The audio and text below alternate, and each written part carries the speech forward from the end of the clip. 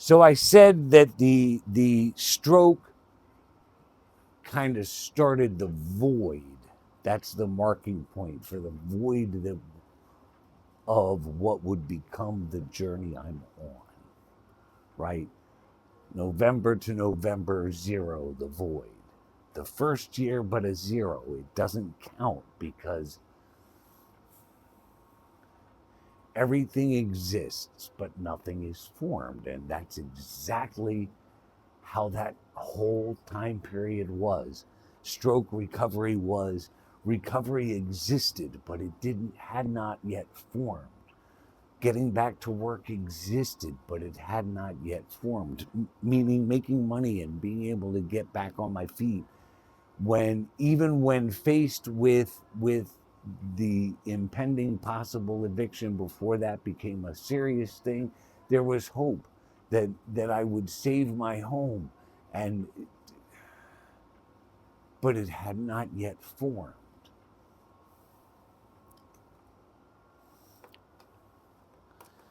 So in looking at that, I started to recognize a slightly different pattern.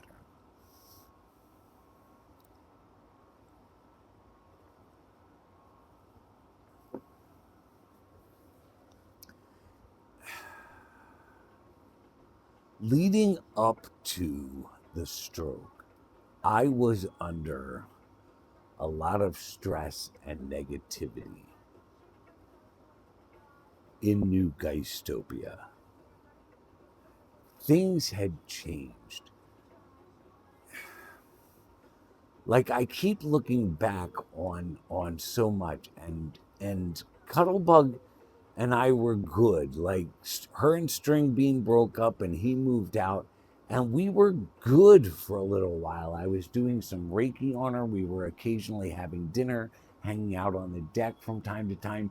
She was living her life. She was outside reading on the deck and doing yoga. Like there was a good vibe in the house. But by the time of the stroke, and he left in April, so between April, by the time of the stroke, that energy had shifted. I can recall, I don't know if I said it in a video or in the blog, but I can recall pointing out that I was starting to feel in my own home the same way I felt in there. Like I was an inconvenience, like I didn't belong, like I should slink into the corner and disappear, like I was unwanted in my own home. That's how I was feeling. There was this bizarre energy.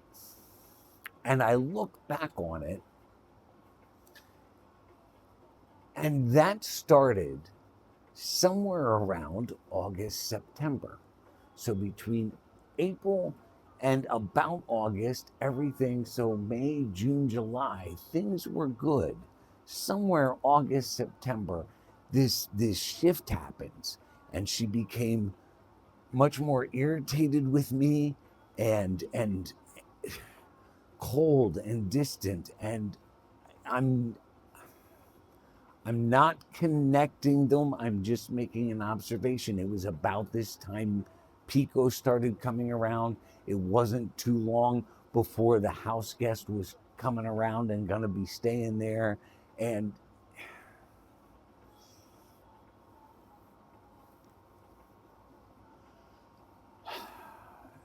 why I recognize it as a separate but related pattern is because we now have two common factors, November and August. August is when things shifted. August is when things shifted for me last year, and I was out of the homestead and dealing with whatever the hell this is.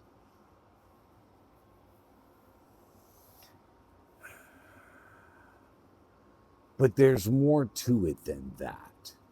So, backstory. Many, many moons ago, I encountered what especially if you read the blog, I encountered what you will hear me affectionately refer to as the demon. Not the daemon. That's a whole different creature. But the demon. And I met the demon at the place I loathe so. That's why I loathe it so. And that bitch had a hell of an impact on my life, on the whole of my existence, on a lot of lives. That was a Scooby-Dooby-Doo time. A Yabba-Doo time. It was not a gay old time, although there were a lot of lesbians involved. So maybe it was. I don't know. Nonetheless, Cuddlebug's life has,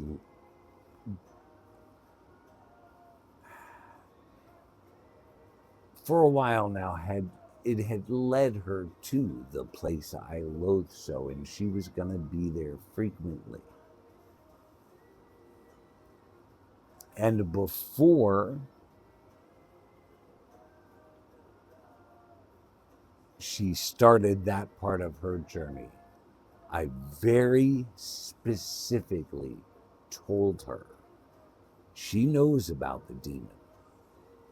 I said, you don't poke around. Don't open any doors. And I had particular doors in mind.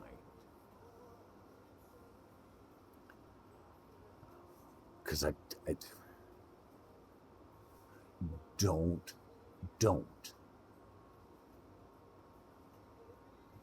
Last April, after the stroke, prior to everything starting to blow up and disintegrate at the beginning of May at Beltane, I learned that she had, in fact, opened a door. One of the very particular doors I had in mind when I said to do not open any doors.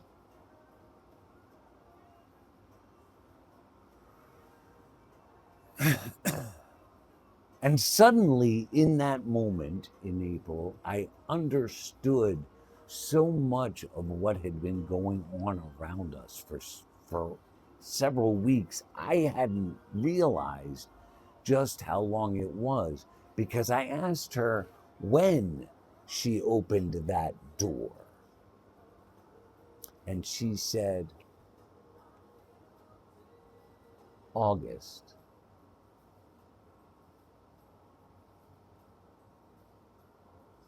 I don't know what to make of all of that, but it is not coincidental that all of that was going on. And life went the way it went. Things happened. What she doesn't realize, one of the things we learned about the demon was that it gained its power by separating forces. It got in everybody's head and turned everybody against each other.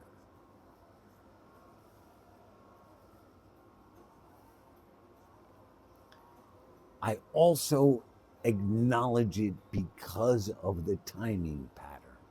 August, November.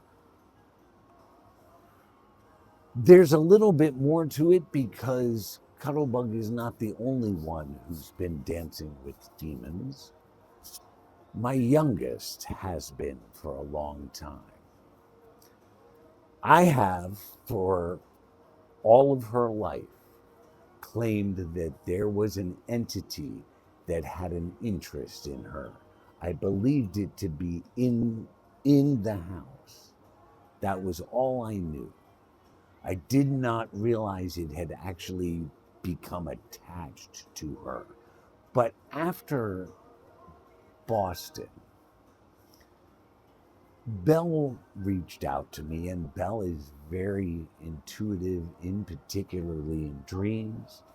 And she had a dream, without knowing any of what I just said,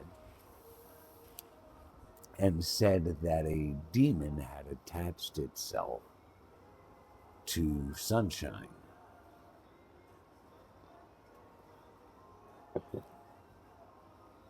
And suddenly everything made sense. And like my demon from the place I loathe so, this one functions by getting in people's heads and building on pre-existing deep-rooted anger.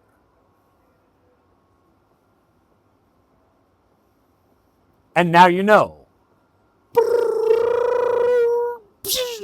And knowing is half the battle. G.I. Joe!